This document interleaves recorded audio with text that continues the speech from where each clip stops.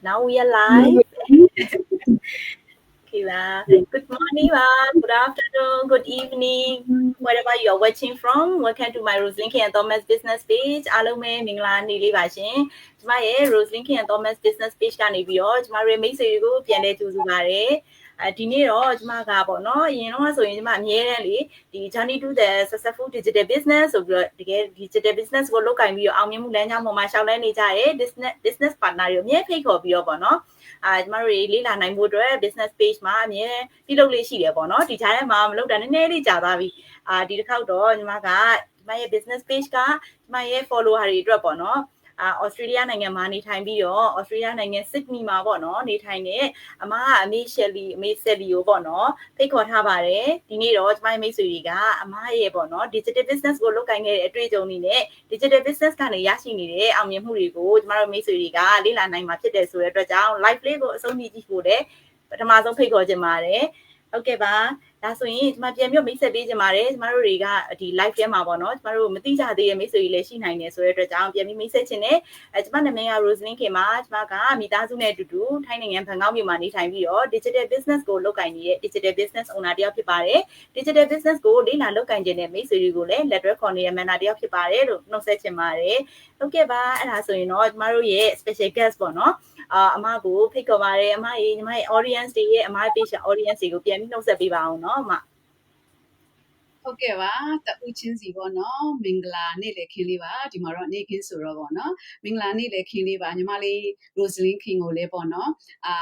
အရန်ကျေးဇူးတင်ကြောင်းအခုလိုမျိုးဖိတ်ခေါ်ပေးတဲ့အတွက်ပေါ့နော်အရန်ကျေးဇူးတင်ကြောင်းလည်းပြောလိုပါတယ်ပြီးတော့နှစ်ယောက်စလုံးရဲ့ page မှာရှိတဲ့ follower audience တွေအကုန်လုံးတူချင်းစီပေါ့နော်နောက်မှပဲကြည်အခုပဲကြည်ပေါ့နော်တူချင်းစီကိုလည်းပေါ့နော်ဒီကနေကျေးဇူးတင်ကြောင်းကြိုပြီးတော့ပြောလိုပါတယ်ဟုတ်ကျမကတော့ May Sally ပါ Australia နိုင်ငံ Sydney မြို့မှာအမျိုးသားနဲ့အတူတူနေထိုင်ရင်းနဲ့ public transport မှာ authorized officer အနေနဲ့ full time လုပ်ကိုင်နေပါတယ်part time အနေနဲ့ကတော့ပေါ့နော်ကျွန်မအမြဲတမ်းပြောတယ်အားသာချက်တွေတအားများတဲ့ digital business ကိုရွေးချယ်ပြီးတော့ရွေးချယ်ရှောက်လန်းနေတဲ့ business ပေါ့နော် owner တယောက်ဖြစ်တယ်လို့ CEO တယောက်ဖြစ်တယ်လို့ဒီ business ကိုဘယ်ကစတင်ရမှန်းမသိဘူးဘယ်လိုစတင်ရမှန်းမသိဘူးပေါ့နော်ဘယ်လိုလေ့လာမှန်းမသိဘူးဆိုတဲ့သူတွေဘယ်သူကိုပဲဖြစ်ဖြစ်လက်တွဲခေါ်ယူကူညီပေးတဲ့ mentor တယောက်လည်းဖြစ်ပါတယ်အားလုံးကိုပေါ့နော်ကျေးဇူးတင်ပါတယ် thank you ပါ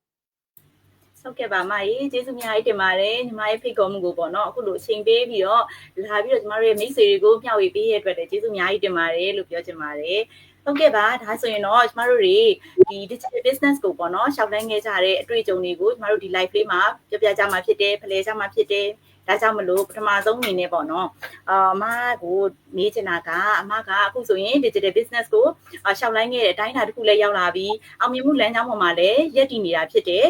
ဒါကြောင့်မလို့ပေါ့နော်အမရှောက်လန်းခဲ့တဲ့တစ်လျှောက်လုံးမှာဒီလုပ်ငန်းနဲ့ပတ်သက်ပြီးတော့ရရှိခဲ့တဲ့အကျိုးမြတ်တွေရဲ့ဒီလို business ကတကယ်ကောအကျိုးမြတ်တွေရရှိနိုင်တာလားတကယ်ကော business ပေါ့နော်ဝင်ငွေတွ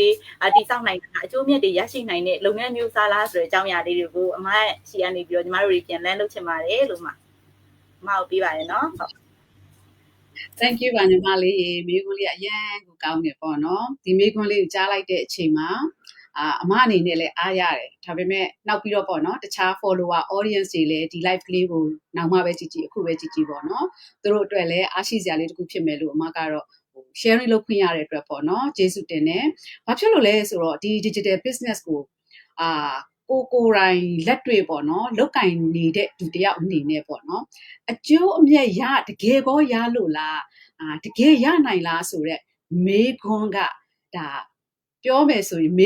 ဒီလိုမျိုးပေါ့တွေးတဲ့လူတွေမေးတဲ့လူတွေရှိမယ်ဆိုရင်လည်းအဲ့လူတွေအကုန်လုံးကိုကျေးဇူးတင်ကြောင်းပြောချင်တယ်ပေါ့နော်ဒါတကယ်ကိုမေးထိုက်တဲ့မေးခွန်းပေါ့နော်ဘာဖြစ်လို့လဲဆိုတော့လူတယောက်ကတစုံတယောက်ဘသူပဲဖြစ်ဖြစ်ကျမမှမဟုတ်ဘူးပေါ့နော်စူးစမ်းတယ်ဘယ်နယ်ပင်မှာပဲဖြစ်ဖြစ်ပေါ့နော်ကိုယ့်ရဲ့အချိန်တွေကိုယ့်ရဲ့စူးစမ်းမှုတွေပေါ့နော်ကိုယ့်ရဲ့အတွေ့အကြုံပေါ်မှာမူတည်ပြီးတော့တကယ်ကိုယ်တိုင်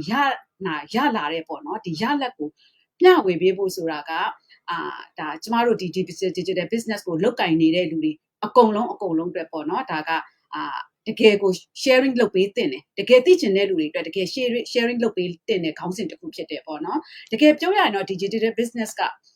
ရင်ဦးဆုံးကျွန်တော်ပြောချင်တာကပေါ့နော်ကိုဘယ်နိုင်ငံမှာပဲနေပေါ့နော်ဘယ်အလုပ်ကိုပဲ full time အနေနဲ့လုပ်ကင်နေပေါ့နော် digital business ကကို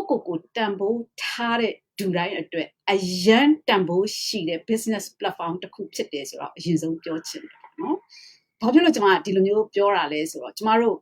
ဒီ business ကိုပေါ့နော်ဒီနေ့မိတ်ဆွေတို့စပြီးတော့လေ့လာတယ် free step လေ့လာတယ်။ Okay အဲ့ကနေတအားစိတ်ဝင်စားရတယ်ဆိုရင် second step ကိုသွားတယ် member fees $149 ပေးသွင်းပြီးတော့အဲ့ကနေမှမကြိုက်တဲ့လူကအကြောင်းမျိုးမျိုးတော့ reason တွေရှိတဲ့လူကတော့နောက်ပြန်လှည့်တယ်အရန်တဘောကြတဲ့လူခုနပြောတယ်ပေါ့နော်ကိုယ့်ရဲ့အနာဂတ်ကိုယ့်ရဲ့ life ကိုတန်ဖိုးထားတဲ့လူတွေအတွက်ကတော့အာယုံဆိုင်လဲလေ့လာတယ်ဆိုရင်အခွင့်အလမ်းတွေကဘလို့မှကိုလက်လွတ်ချင်စရာမကောင်းဘူးပေါ့နော်အဲ့ပေါ်မှာပဲဒီနေ့ဒီ digital business key ကိုရှောက်လှမ်းနေတဲ့2သိန်းခွဲကျော်တော့လူတွေတူးချင်းစီတိုင်းကကိုယ့်ရဲ့ဘယ်လိုခေါ်မလဲကိုယ့်ရဲ့ life ကိုယ့်ရဲ့အနာဂတ်ကိုတန်ဖိုးထားတဲ့အပေါ်မှာဒီအခွင့်အလမ်းတွေကိုလက်မလွတ်ပဲနဲ့ရှေ့တိုးခဲတဲ့လူတွေဖြစ်တယ်ပေါ့နော်ဒါကြောင့်မို့လို့ကိုယ့်ရဲ့အနာဂတ်ကိုစတင်လေ့လာတော့မှလည်းအနာဂတ်အတွက်ပဲတွေးပြီးလေ့လာတာလीเนาะလေ့လာနေတဲ့အချိန်လဲသုံးသက်ချက်တွေကလူတိုင်းမှာရှိတယ်ပေါ့နော်တခုခုတကယ် life ကို change ဖြစ်ချင်တဲ့လူတွေတိုင်းမှာပေါ့နော်သုံးသက်ချက်တွေနဲ့ပဲလေ့လာကြတယ်အပေါ်ယံပြီးဆိုလည်းမလေ့လာကြဘူးပေါ့နော်ဆိုတော့အမားတို့ကိုယ်တိုင်လည်းကိုစလေ့လာတော့မှာပေါ့နော်ကိုဖြစ်ချင်တဲ့ life မှာအရေးကြီးဆုံးကကိုဘာဖြစ်ချင်လဲဆိုတော့ကိုသိဖို့လိုတယ်ပေါ့နော်ဒါအမခံယူထားတယ်ပေါ့နော်ကိုယ်တိုင်ဘာဖြစ်ချင်မှမသိဘူးဆိုရင်တော့ဒီလိုပဲဘယ်လိုခေါ်မလဲဒီလိုပဲလွင့်နေမှာပဲဘယ်ရောက်လို့ရောက်မှမသိဘူးပေါ့နော်ပဲ့မပါတဲ့လေလိုပဲဒီလိုပဲသွားနေမှာပဲအဲ့အချိန်ကျတော့သူများဒါကောင်းတယ်ဆိုလဲကောင်းလိုက်ပြန်ပြီနောက်တစ်ယောက်ကဒါကောင်းတယ်ဆိုလဲကောင်းလိုက်ပြန်ပြီဘာဖြစ်လို့လဲဆိုတော့ကောင်းတဲ့အရာတွေအကုန်လုံးကိုကြားတိုင်းလိုချင်တယ်ဒါပေမဲ့အာယုံစူးစိုက်မှုဘယ်မှာကိုဘာဖြစ်ချင်တာလဲသူများကောင်းတယ်ဆိုလို့လိုချင်တာလားကိုယ့်ရဲ့အနာဂတ်အတွက်ကိုတန်ဖိုးထားပြီး life changing ဖြစ်ချင်တယ် financial freedom time freedom ဖြစ်တယ်ဆိုရင်ဘယ်ဟာကောင်းတာလဲဆိုတာကိုဖြစ်ချင်တဲ့အရာတွေနဲ့တွဲပြီးလေ့လာရတယ်ဒီ business ကပေါ့နော်ဒါအမဒီတိုင်းဖြတ်တန်းခဲ့တယ်ပေါ့နော်အဲ့အချိန်မှာဒီ business ကိုအခွင့်အလမ်းတွေကိုမြင်တဲ့အချိန်မှာခုနပြောသလိုပဲလုံးဝကိုဘယ်လိုခေါ်မလဲအခွင့်အလမ်းတွေကလက်လွတ်ဖို့ဆိုတာရနှမျောဖို့ကောင်းတယ်ဘလို့မှလက်မလွတ်နိုင်ဘူးပေါ့နော်အဲ့လိုမျိုးဖြစ်ခဲ့တယ်ကိုယ်တိုင်စတဲ့အချိန်မှာတော့ပြောမယ်ဆိုရင်ဒီ digital business ကအမစတင်တော့ပြောမယ်ဆိုရင်technical ပေါ့နော်ဒီ technology ဘိုင်းတွေကိုကအရန်အားနေတယ်ပြောမယ်ဆိုရင်ဖြစ်ပါမလားစိုးရိမ်မှုတွေရှိတယ် social media ပေါ်မှာဒီလိုတွေပြောနိုင်ပါမလားစိုးရိမ်မှုတွေရှိတယ်ငါဒီဟာတွေနဲ့ပတ်သက်လို့လေပေါ့နော် digital လို့ပြောလိုက်တာနဲ့အကြီးကြီးလို့ထင်လိုက်တယ်ပေါ့နော်ဒါတကယ်တမ်းထည့်စဉ်းစားရမှာကဒီနေ့ခေတ်ရည်ကြီးကြောင်းကပေါ့နော်ဒီ digital ဆိုတာက top ဖြစ်နေတာကိုအဲ့ဒါကိုဘယ်လိုခေါ်မလဲမသိစိတ်မှာရှိပေမဲ့သိစိတ်မှာထည့်စဉ်းစားတဲ့အချိန်မှာအဲ့ဒါတည်းဒီညာဆိုစိုးရိမ်မှုတွေအများကြီးရှိတယ်ဆိုတော့တကယ်တမ်းစတင်ပြီးတော့ကိုကအခွင့်အလမ်းတွေကိုမြင်ပြီးတော့ယဉ်နှိမ့်မြုပ်နှံပြီးတော့ business ID တရားဝင်လုပ်ချင်တဲ့အတွက် ID နဲ့သွားမှရမယ်ဆိုတော့ကျမတို့တရားဝင်ယဉ်နှိမ့်မြုပ်နှံပြီးတော့ဒီ ID လဲရပြီးလုပ်တဲ့အချိန်မှာဘာဖြစ်လဲဆိုတော့ဒီလုပ်ငန်းလုပ်တဲ့တစ်လျှောက်လုံးမှာအချိန်လွတ်လပ်မှုရခဲ့တယ်ဆိုတာအရင်ဆုံးပြောချင်တယ်။ဘာကြောင့်ဒီဟာကိုပြောတာလဲဆိုတော့အမကလေဝန်ထမ်းလုပ်နေတယ်ပေါ့နော်။ဝန်ထမ်းလုပ်နေတယ်ရာထူးကဘလောက်ပဲရှိပါတယ်ပြော benefit တွေကဘလောက်ပဲကောင်းပါတယ်ပြောဝန်ထမ်းပဲအမဒီနေ့နေမကောင်းဖြစ်တယ်ဆိုရင်အကြောင်းကြောင့်ပေါ့နော်ဝန်ထမ်း show လို့ပဲဖြစ်အကြောင်းကြောင့်တစ်ခုခုများကြုံခဲ့ရင်အမကဒီဝင်ငွေတွေကရက်သွားမှာနောက်တစ်ခုကဒီနာရီကနေဒီနာရီဆိုတဲ့ time frame ထဲမှာပဲပေါ့နော်မသွားချင်းမလုပ်ချင်းသွားရတယ်ဆိုတော့ဒီ business မှာကိုလက်တွေ့လုပ်တဲ့အချိန်မှာအချိန်ပေါ်မှာအရင်လွတ်လပ်ခွင့်ရှိခဲ့တယ်အဲ့ဒါတစ်ခုကတည်းအရင်ဆုံးပေါ့နော်စိတ်ကိုပေါ့ပါဖြစ်စေတယ်မိတ်ဆွေတို့စဉ်းစားကြည့်ပေါ့နော်ဘာအလုပ်ကိုပဲလုပ်လို့တစ်ခုခုကကန့်တက်ထားရဲဆိုရင်အဲ့မပျော်လဲလောက်ရတယ်ဆိုတာဟိကိုပေါ့နော်ရုံထွက်ချင်တာလीနော်ဆိုတဲ့အခါကျတော့ဘာကြောင့်ကျွန်မဒီစကားပြောတာလဲဆိုတော့ဒီ business ကခုနပြောလို့ပေါ့နော်ကိုရွေးချယ်တဲ့အချိန်မှာလဲဒီအချက်ကိုကြိုက်လို့ရွေးချယ်တာလဲပါတယ်ပေါ့ဆိုတော့ကိုယ့်ရဲ့အားလက်တဲ့အချိန်လေးတွေမှာကျမတို့ဒီနေ့ social media တွေတုံးတယ်9မိနစ်ရတာလား10မိနစ်ရတာလားဘယ်လောက်ရတာလဲအားတဲ့အချိန်လေးမှာ social media ပေါ့လူတိုင်းအခုချိန်မှာနည်းနည်းလေးအားလိုက်တာနဲ့ဖုန်းကင်တယ်လीနော်ဘာပဲကြည့်လေရုပ်ရှင်ပဲကြည့် TikTok ပဲကြည့်စောဘာပဲဖတ်ပေါ့နော်ဘဒုပွဲပဲကြည့်ကင်တဲ့ device တွေကိုကင်တယ်အဲ့အချိန်မှာကျမတို့နှစ်တွေအများကြီးတုံးလာတာကိုယ့်အတွက်လည်းဘာမှမဖြစ်ဘူးဒါပေမဲ့အခုဒီ business ကပေါ့နော်အချိန်လွတ်လပ်မှုတွေရခဲ့တယ်ဆိုတာကဒီဖုန်းကင်လိုက်တိုင်းအဲ့အချိန်လေးတွေကိုကျမတို့အတွက်အကျိုးရှိမဲ့ခေတ်ရည်စည်းချောင်းပေါ်မှာပေါ့နော်ရှိနေတဲ့ကိုယ့်အတွက်အနာဂတ်အတွက်ပေါ့နော်ခေတ်ရည်စည်းချောင်းပေါ်မှာသွားနေတဲ့ဟာဆိုတာကိုကအရင်အတွေးခေါ်တွေနဲ့ထိုင်နေလို့မရတော့ဘူးဆိုတော့ဒီနေ့ခေတ်ကိုအောင်မြင်ခြင်းနဲ့ကိုအတွက် time freedom financial freedom ဖြစ်တယ်ကို life ကို change ဖြစ်တယ်ဆိုရင်အရင်တော့အတွေးခေါ်တွေမှာပဲထိုင်လုပ်နေလို့မရတော့ဘူးเนาะအဲ့တော့ဒီနေ့ခေတ်ရည်စည်းချောင်းကပါတယ် technology ဒီ digital ကအရှိဆုံးအရန်ရောက်သွားပြီဆိုတဲ့အချိန်မှာဒီပေါ်မှာအနာဂတ်အတွက်ဒီ digital နဲ့ကြိုပြီးတော့ကိုကမပြင်ဆင်ထားဘူး technology နဲ့ online ပေါ်မှာမတိဆောက်ထားဘူးဆိုအမတို့အနာဂတ်တွေရင်လေးရမယ်ပေါ့နော်ဆိုတဲ့အချိန်မှာအလောက်ကလည်းလုံနေတယ်ဒီအလောက်မလုတ်ခင်အမအလောက်နှစ်ခုလုတ်တာဟုတ်မနေ့အစောကြီးထွားလိုက်ရင်ညတနားခွဲကြော်မှာပြန်ရောက်တာဆိုစဉ်းစားကြည့်ပါဦးအဲ့ချိန်လည်းအရန်နေတယ်ဆိုတော့သူကဝင်ပဲဖြစ်နေတာလीနော်အမအဲ့ဘဝကနေရုံထွက်ချင်တာလည်းပါပဲဒီ business ကြီးလေ့လာရင်းနဲ့အရန်ကြိုက်တဲ့အဲ့ချက်တည်းကအများကြီးပါအရန်ကြိုက်တာကချိန်လွတ်လပ်မှုရတယ်ဆိုတာအခုနောက်လို့ social media တုံးနေတဲ့အချိန်လေးကိုကိစ္စမရှိဘူးငါဒီလုတ်တဲ့အချိန်ဖြစ်အသုံးချလိုက်မှာဘာဖြစ်လဲကိုရောက်တဲ့နေရာကိုလက်ထဲမှာ internet နဲ့ဒီ device တစ်ခုရှိလုတ်လို့ရတယ်ဆိုတဲ့ဟာကကျမပထမခြေလှမ်းကိုစတင်ဖို့စတင်ခဲ့တဲ့အချက်ဖြစ်တယ်ပေါ့နော်ဆိုတော့ကိုကအလုပ်တစ်ခုကိုထပ်လုပ်ချင်တယ်အချိန်ပိုမရှိဘူးဆိုရင်ဘယ်နာဟာနဲ့ထပ်လုပ်မှာလဲပေါ့နော်ဆိုတော့ပြောမယ်ဆိုရင်တော့လေတကယ်တမ်းတွေးကြည့်ရင်24 hour လူတိုင်းမှာရှိရလीနော်ကို့မှာလည်းရှိရလူတိုင်းမှာလည်းအရင်ခေတ်ကလေးကလည်း24 hour ပဲ one day ဒီနေ့ခေတ်မှာလည်းလူတိုင်းအတွက်ကကဘာကြီးတစ်ခုလုံးမှာ24 hour ပဲဒါပေမဲ့ကိုလိုချင်တာကိုပေါ့ကိုကအခွင့်အလမ်းတွေကိုမြင်တဲ့အချိန်မှာကို time manage လုပ်လာအချိန်မရှိဘူးဆိုတဲ့ဟာရင်တော့စင်ကြပေးခြင်းပေးခဲ့မယ်ပေါ့နော်ဒီအခွင့်အလမ်းတွေကိုမြင်တဲ့အချိန်မှာအချိန်မရှိဘူးဆိုတော့ငါဘယ်လိုလုပ်ရင်ရမလဲဆိုအုံနောက်ကပြေးလွှားလုပ်တော့တာသူ automatic ပေါ့နော်ဆိုတော့အမအလုပ်သွားရင်းနဲ့ပေါ့နော်ယထာပေါ်ကားပေါ်အမက public transport နဲ့သွားတာဖြစ်တယ်လမ်းခရီးကတော့စုပေါင်းနာရီဝက်ကြော်လောက်ပဲကြာတယ်ဒါပေမဲ့အိမ်ကနေဘူတာကိုရှောက်တယ်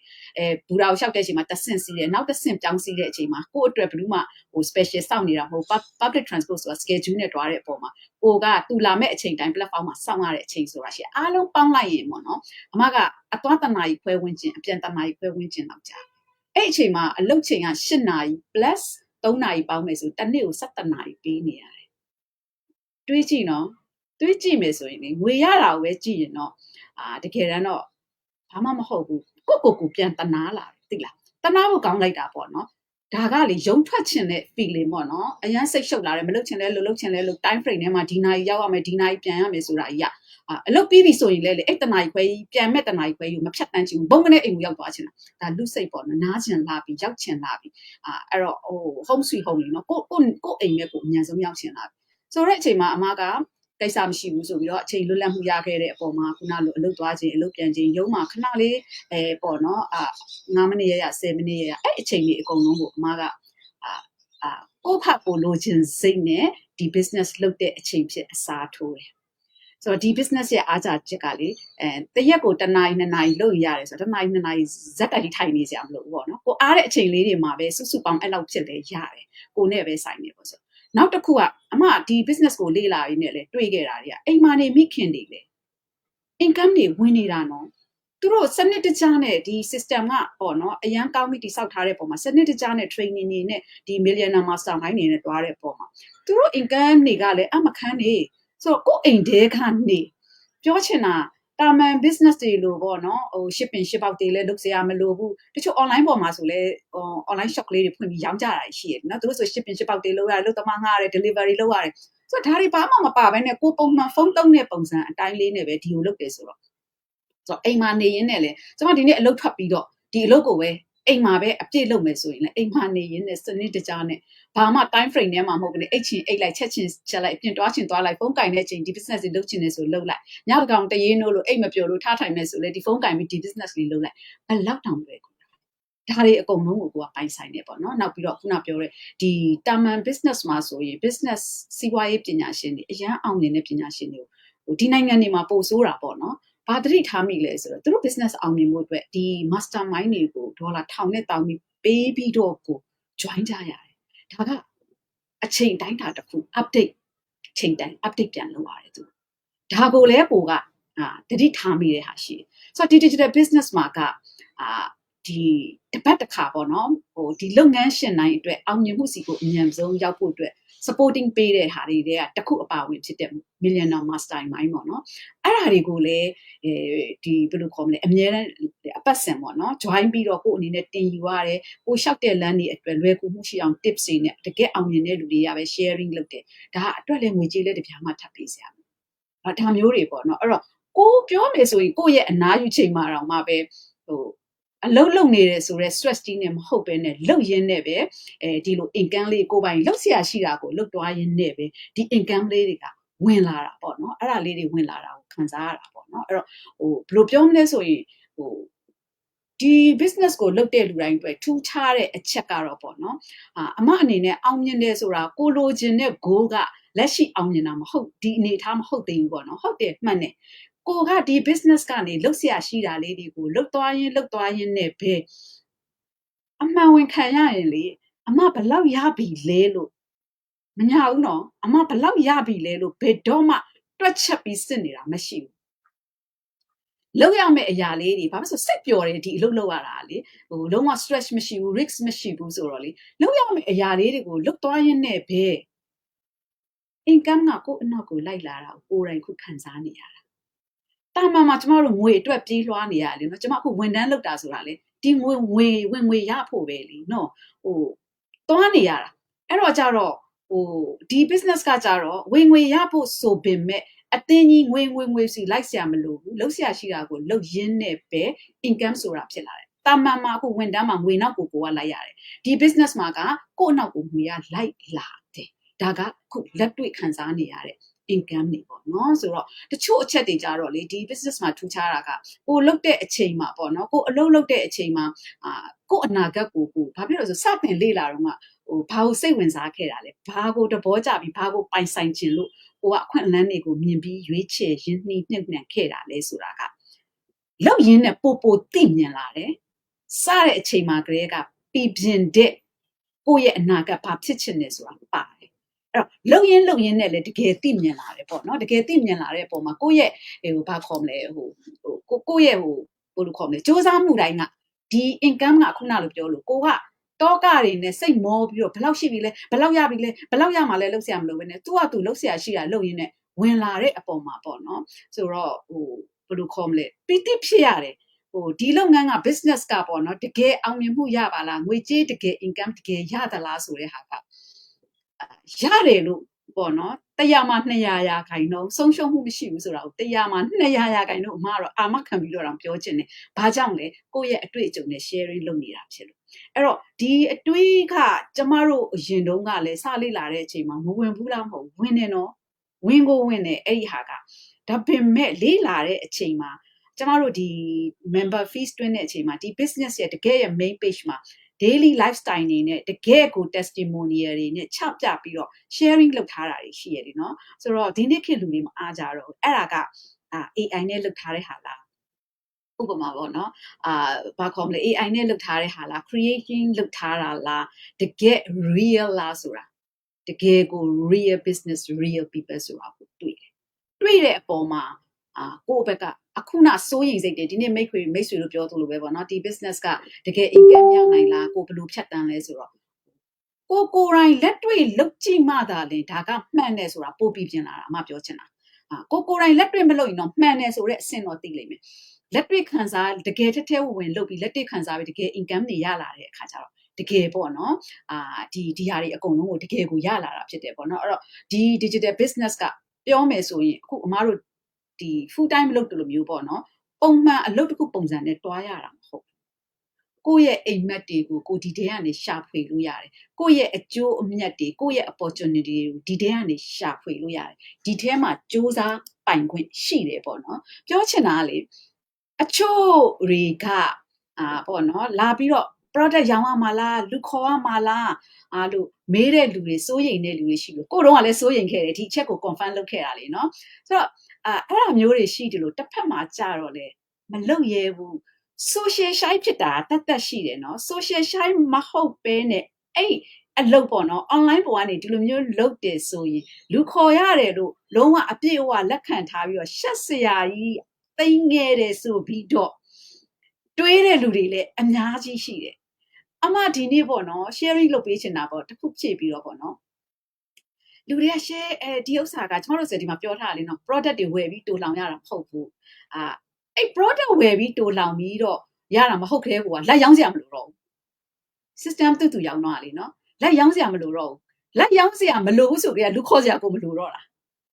ဆိုတော့ညီမလေးပဲဖြစ်ဖြစ်အမပဲဖြစ်ဖြစ်ပေါ့နော်ဒီ business ကိုစတင်ခဲ့တဲ့အချိန်တုန်းကဒီနေ့ခေတ်ကြီးမှာဘာခေါ်မလဲဘယ်စီးပွားရေးမဆို digital ခေတ်ကိုရောက်လာပြီ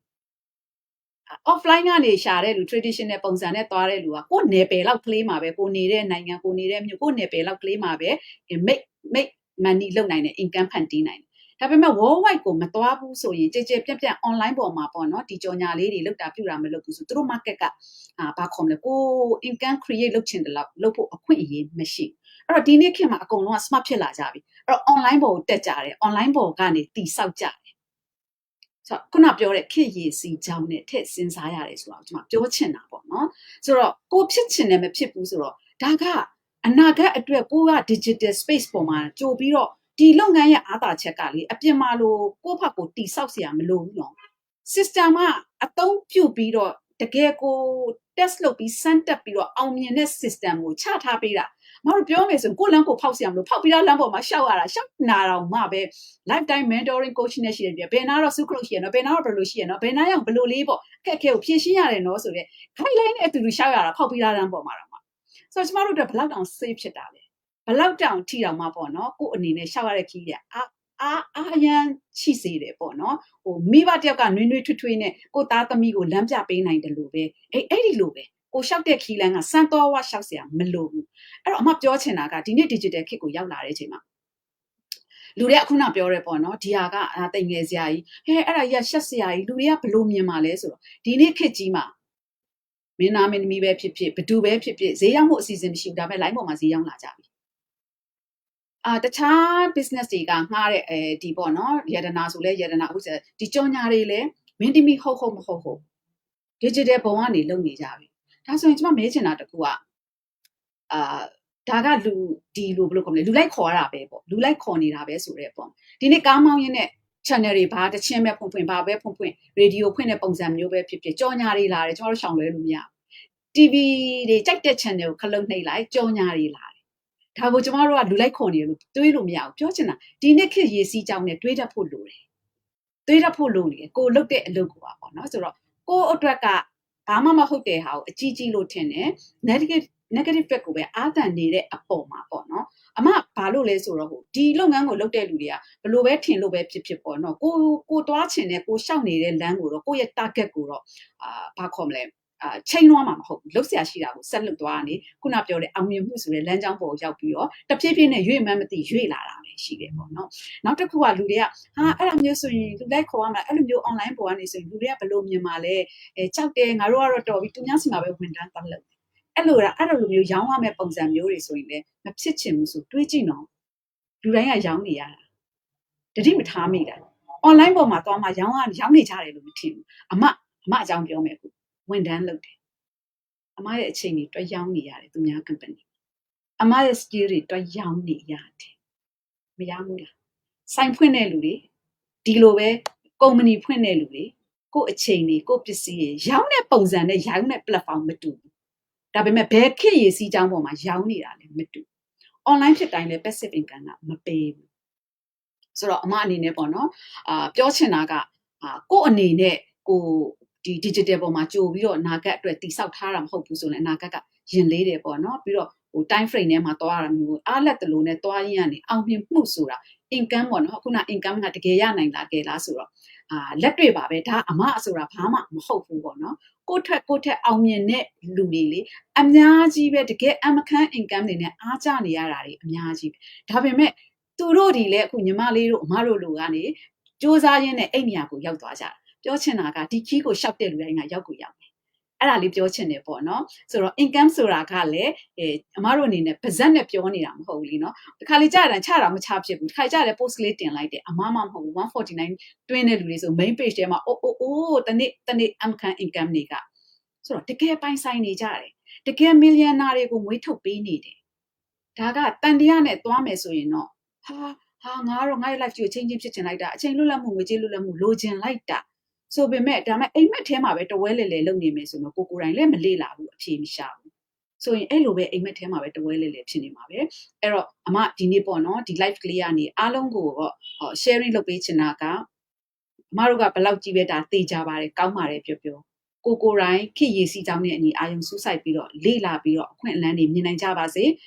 ေအားလုံးကိုပေါ့ပနဲ့ပေါ့နော်အခုလူတိုင်းကိုရစေချင်တယ်အမခုနပြောလို့ပေါ့အမတို့လူတိုင်းကိုရစေချင်တယ်အမတို့အလုပ်က business system ကို selling လုပ်တာအဲ့ဒီအချိန်မှာ business system ကိုပဲ promote လုပ်တာအဲ့တော့ကြော်ညာဆိုတာတော့ ရှိမှာပဲခုနပြောတဲ့ digital marketing ကလူတိုင်းလုပ်နေကြတယ်နီးပေါင်းစုံနဲ့နေရာပေါင်းစုံကနေလုပ်နေကြတယ်အဲ့ဒါကို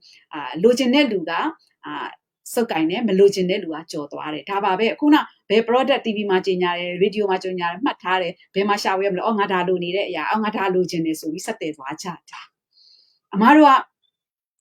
ဒီလိုပဲလေနော်စတော့ကညီမလေးလည်းလိုပဲအမလည်းလိုပဲဟဲစိတ်ဝင်စားလို့ပါဘယ်ကစတင်ရမလဲဘယ်လိုလေးလာရမလဲ digital business တွေစိတ်ဝင်စားလို့ပါဆိုတဦးချင်းစီခုနပြောတဲ့2သိန်းခွဲဝန်းကျင်အကုန်လုံးတဦးချင်းစီတိုင်းကဒီအဆင့်ကပဲစခဲ့ကြတယ်ဒါပေမဲ့ဒီနေ့ဒီ platform ပေါ်မှာ business owner အဖြစ်နဲ့ရက်တည်နေတဲ့လူတွေအကုန်လုံးကအခွင့်အလမ်းကိုတကယ်မြင်လို့ဖြစ်တယ်တကယ်မြင်လို့တကယ်ရင်းနှီးမြှုပ်နှံပြီးတော့business လုပ်မယ်ဆိုရင် business mindset တော့ရှိဖို့လိုတယ်တချို့က149တင်ဖို့အကြီးကြီးထင်တယ်ပေါ့နော်နောက်ပြန်ဆုတ်တယ်ဆိုရင်လည်းဒီ149ကရက်30မတိုင်ခင်ဆိုရင်လည်းပြန်ရတာပဲလीနော်ရက်30အတွင်းပြန်ရတာပဲအဲ့ဒါဆိုလည်းအလကားလေးလာလိုက်ရတာ ਨੇ အတူတူပဲရှစ်တိုးမယ်ဆိုလို့ရှိရင်ကိုယ့်ရဲ့ life ကို changing ဖြစ်သွားမယ် turning point လေးတခုပြောမယ်ဆိုရင်ဒီ business မှာအခုရှိနေတဲ့လုပ်ငန်းရှင်ပေါင်း3သိန်း2သိန်းခွဲကျော်လုံးကအကုန်လုံးကအဲ့ဒီ turning point ကိုမြင်ပြီးတော့ဒီ turning point ဆိုတဲ့ဒီ gate ကလေးကို pass ရအောင်လုပ်နိုင်တဲ့အတွက်မြင်အောင်ကြည့်နိုင်တဲ့အတွက်ဒီနေ့ဒီ income တွေကိုပိုင်ဆိုင်ရတာဖြစ်တယ် life changing ပေးမဲ့အချိန်လွတ်လပ်မှုငွေကြေးလွတ်လပ်မှုစီကိုတဖြည်းဖြည်းနဲ့ရွေ့မှန်းမသိလှုပ်เสียရှိတာကိုစဉ်ဆက်မပြတ်လှုပ်ရင်းနဲ့ပဲရောက်လာကြတာဖြစ်တယ်ပေါ့နော်အဲ့တော့မိတ်ဆွေတို့အားလုံးလည်းဒီအခွင့်အလမ်းတွေပိုင်ဆိုင်နိုင်ကြပါစေလို့မှဒီများဆန္ဒပြုပါတယ် thank you ပါညီမလေးဟုတ်ကဲ့ပါအမကြီးတကယ်လဲအားရှိပါတယ်เนาะအမရဲ့ဒီ live talk လေးနဲ့ပေါ့เนาะညီမတို့မျှဝေပေးတဲ့အကြောင်းအရာလေးရာလေးတကယ်ကိုခွန်အားလည်းဖြစ်စေပါတယ်တကယ် digital business ကိုတကယ်စိတ်ဝင်စားပြီးတော့လုပ်ကိုင်နေတဲ့သူတွေအတွက်လည်းဒီကတမှုဖြတ်လို့မရဘူးပေါ့เนาะအကျိုးကျေးဇူးတွေအများကြီးရရှိမယ်လို့လည်းညီမယုံကြည်ပါတယ်အမပြောရတဲ့နေရာမှာဆိုလို့ရှိရင်လေညီမကြိုက်တာကအဓိကကတော့လေဒီ business ကကိုတန်မိုးထားတဲ့သူတွေကိုမိသားစုကိုပို့ပြီးအချိန်ပေးတန်မိုးထားခြင်းတဲ့သူတွေအတွက်ပေါ့နော်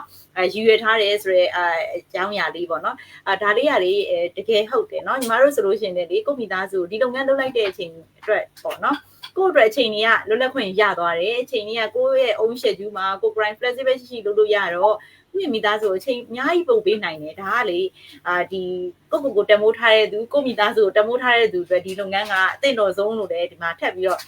ဖြည့်ပြီးပြောချင်ပါတယ်လို့ဟုတ်ကဲ့ပါနောက်ပြီးတော့ဒီလုပ်ငန်းက time management ကောင်းကောင်းပဲကိုယ်တိုင်ပေါ့နော် own schedule နဲ့လုပ်လို့ရတယ်ဆိုတော့ကြောင့်ဒါကလည်းအရန်ကောင်းတဲ့အချက်တစ်ချက်အနေနဲ့ရှိပါတယ်လို့ဒါဆိုရင်တော့ digital business ကိုလေ့လာခြင်းတဲ့သူတွေလည်း digital business နဲ့ပတ်သက်တဲ့အကြောင်းအရာတွေကိုတော်တော်များများเนาะအမိုင်းမျှဝေမှုတွေနဲ့အတူတူဒီလေ့လာပြီးတော့သဘောပေါက်မယ်လို့လည်းယုံကြည်ပါတယ်ဒါကိုစိတ်ဝင်စားတယ်ဟုတ်ပြီ digital business ကိုစပြီးလေ့လာခြင်းနဲ့စိတ်ဝင်စားတယ်ဆိုလို့ရှိရင်ဘယ်လိုစပြီးလေ့လာရမလဲဆိုလို့ရှိရင်เนาะအခုညီမတို့ဒီမှာပြထားတယ်ညီမတို့ website လေးတွေရှိပါတယ်ညီမဘန်နာလေးကိုပိတ်လိုက်မယ်เนาะဟုတ်ကဲ့ပါကျမတို့ရှိမှာ website အသီးသီးရှိပါတယ်ကိုကြိုက်နေတဲ့ website မှာညီမရဲ့ website မှာလည်း register လုပ်လို့ရသလိုညီမရဲ့ website မှာလည်း register လုပ်လို့ရပါတယ်ကိုရဲ့နာမည်နဲ့ email gmail ပေါ့နော်ဖြည့်သွင်းပြီးတော့ပထမဆုံးမိနစ်60 webinar လေးကိုကြည့်ရှုရမှာဖြစ်တယ်ဒါကလည်းကိုရဲ့ဆုံးဖြတ်ချက်ဖြစ်တယ် first step ဖြစ်တယ်ပထမဆုံးခြေလှမ်းဖြစ်တယ်ဒီမှာအချိန်ပေးပြီးကြည့်ဖို့လည်းလိုတယ် webinar လေးကိုအချိန်ပေးပြီးကြည့်ပေးပါကြည့်ပြီးရင်တော့ကိုကနောက်တစ်ဆင့်အနေနဲ့ခုနကအမပြောသလိုပဲ$149ဆိုတာthis is not big deal เนาะအကြီးမဟုတ်ဘူးဒါဒီကိုယ့်ရဲ့ business ကိုလေ့လာဖို့အတွက်ပထမဆုံး business program package ကိုတကယ်စိတ်ဝင်စားတဲ့သူတွေကတော့ဒါကလေတကယ်ကိုတန်ဖိုးရှိရဲ့ free လေ့လာခွင့်သဘောမျိုးပဲဖြစ်တယ်ရှေ့ဆက်သွားလို့လည်းရသလိုဒီဟာဒီ30 days မှာ many background ရှိတော့လေဒါကဘာမှ risk free နဲ့ပေါ့เนาะလေ့လာလို့ရတဲ့ business program package ကိုလေ့လာကြပါလို့လည်းပြောချင်တယ်လေ့လာပြီးရင်တော့ကိုကခုနပြောသလိုကို own schedule နဲ့ကိုယ်တိုင်တန်ဖိုးထားမယ်ကိုယ့်ရဲ့မိသားစုကိုလည်းတန်ဖိုးထားပြီးတော့လောက်ကင်ခြင်းနဲ့မိတ်ဆွေတွေဆိုလို့ရှိရင်တော့ရှေ့ဆက်ပြီးတော့เนาะဒီအခုလိုမျိုးအချိန်မှာ digital platform တွေခုနည်းပညာတွေတိုးတက်နေတဲ့အချိန်မှာ digital platform ကိုအသုံးပြုပြီးတော့ကိုယ်ပိုင် business တစ်ခုကိုတည်ဆောက်ထားခြင်းနဲ့မိတ်ဆွေတွေဆိုလို့ရှိရင်တော့ဆက်လက်ပြီးတော့ digital business ကိုလေ့လာပြီးတော့စတင်လုပ်ကိုင်မှုအတွက်ကျမတို့ကတော့ဖိတ်ခေါ်ပါတယ်လို့ digital business ကိုလေ့လာလုပ်ကိုင်ခြင်းတဲ့သူတဦးတစ်ယောက်ချင်းစီကိုလည်းကျမတို့တွေကနှွေးထွေးစာကြိုဆိုပါတယ်လို့ပြောချင်ပါတယ်ဒါဆိုရင်တော့အမကြီးကျမတို့ live လေးမှာနောက်ဆုံးအနေနဲ့ပေါ့နော်ကျမတို့ရဲ့ audience တွေကိုနှုတ်ဆက်စကားလေးပေါ့အမအနေနဲ့ပြောပြပါအောင်နော်နှုတ်ဆက်စကားလေးပြောချင်တာကတော့လေအမပေါ့နော်ခုနပြောတဲ့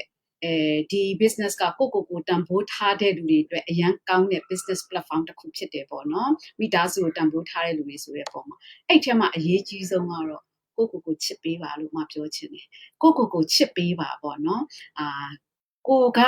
ခုနပြောတဲ့ millionaire တကယ်ဒီအိလိုမတ်တို့လို့တည်တယ်မလားအများကြီးပဲလေနော်ဒီအများကြီးပဲဒီ Jack Ma တို့အများကြီးရှိတယ်လေနော်အောင်မြင်နေကြတဲ့လူတွေအဲ့အပိုင်းကိုမဟုတ်ရင်တော့ဘဝမှာလေငွေကြေးဘလောက်မရှိပေါ့နော်အချိန်မရှိဘူးဆိုရင်ဘဝကြီးရလေဘာမှကိုမဟုတ်အဲ့ငွေလည်းဘာမှမဟုတ်ဘူးဆိုတာကိုသိစေချင်တယ်ဒါလေးကိုထည့်စဉ်းစားစေချင်တယ် okay ငွေကြေးပူစရာမလိုဘူးပေါ့နော်ဒါပေမဲ့ခုနပြောတဲ့အချိန်လွတ်လပ်မှုရှိဘူးဆိုရင် nothing ပေါ့နော်နောက်တစ်ခုကအစင်နဲ့အရာရာသုံးယုံပဲပေါ့နော်ကို့မှာအချိန်လွတ်လပ်မှုအပေါ့ကို့မှာအချိန်လွတ်လပ်မှုရှိတယ်ဒါပေမဲ့ငွေကြေးပိုင်းကြတော့လေမီလီယံနာမှာဖြစ်ရင်တော့ကောင့်လုတ်နေရတယ်ဆိုရင်ဒါလည်းအတိတ်ပဲမရှိဘူးလူတိုင်းအတွက်အရေးကြီးတာကလေအချိန်လွတ်လပ်မှုအရန်ရှိတဲ့လူအတွက် financial freedom မရှိ is nothing တော့ကနဲ့ပဲအဲ့အချိန်လွတ်လပ်မှုကအကုန်ဆုံးသွားမယ်ဆိုရင်ပူပန်မှုတွေနဲ့အများနဲ့ကောင်းလုံနေတာနဲ့စိတ်ညစ်ရတာနဲ့ကျမ်းမာရေးဖြစ်ရင်လည်းစိတ်ညစ်ရတာနဲ့နော်ဘဒူမှကဲဖို့ဘဒူမှတာဝန်ရှိမနေဘူးကိုယ့်ရဲ့စူးစမ်းမှုရဲ့အနာဂတ်ဆိုတာပြင်ဆင်ရတယ်ပေါ့နော်အဲ့တော့ဒီ business ရဲ့အားသာချက်က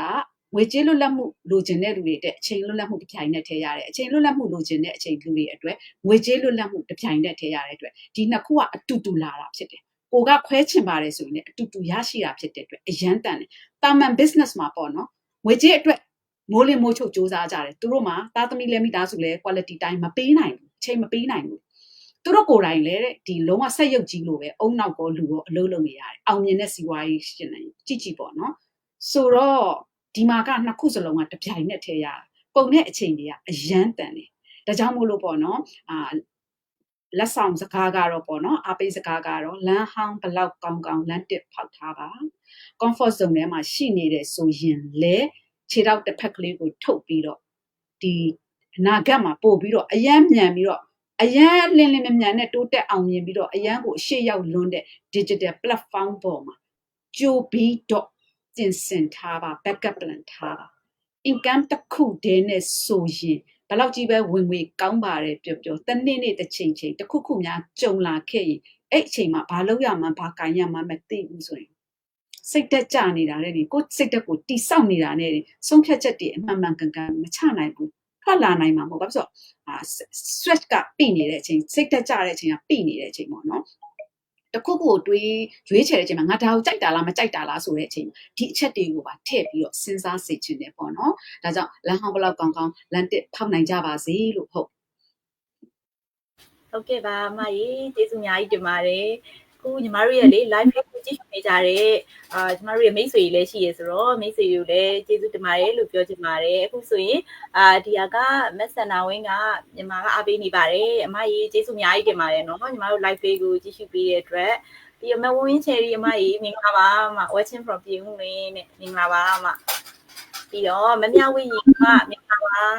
မြန်မာနိုင်ငံအားပေးနေပါတယ်တဲ့အခုလို live လေးကိုကြည့်ရှုပေးတဲ့အတွက်ကျေးဇူးအများကြီးတင်ပါတယ်ကိုနေကြီး Andrew ရေမင်္ဂလာပါနော်ညီမတို့ live လေးကအကျိုးတစုံတရာရရှိမယ်လို့လည်းညီမယုံကြည်ပါတယ်နော်ဒီ live လေးကိုခုလိုမျိုးကြည့်ရှုပေးတဲ့အတွက်လည်းကျေးဇူးအများကြီးတင်ပါတယ်နောက်မှပြန်ကြည့်ကြမယ်မိတ်ဆွေတွေလည်းကျေးဇူးအများကြီးတင်ပါတယ်လို့ပြောချင်ပါတယ်ဟုတ်ကဲ့ပါဒါလေးဆိုလို့ရှိရင်တော့ဒီနေ့ live လေးကအခုဆိုရင်မိနစ်30လေးရှိပြီဆိုတော့ညီမတို့ live လေးကိုအဆုံးသတ်ပါတော့မယ်အားလုံးပဲအင်္ဂါရှိရဲ့နေ့ပိုင်ဆိုင်ကြပါစေ digital business ကိုလေ့လာခြင်းနဲ့အချိန်မီကျမတို့ကိုမေးမြန်းဆက်သွယ်လို့ရပါတယ်လို့ပြောချင်ပါတယ်အားလုံးပဲ have a great day တူရောပါရှင် bye bye ပါ see you bye bye